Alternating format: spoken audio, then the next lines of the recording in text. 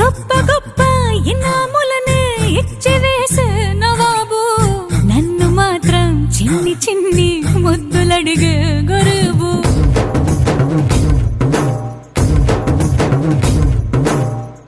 పెద్ద పెద్ద పనులు ఎట్టే చక్క పెట్టే మగాడు వాడి చొక్క ఎక్కడుందో వెతకమంటాడు చూడు. బయటికి వెళ్ళి ఇద్దరెందరినో ఎదిరించేది దొరగాడు.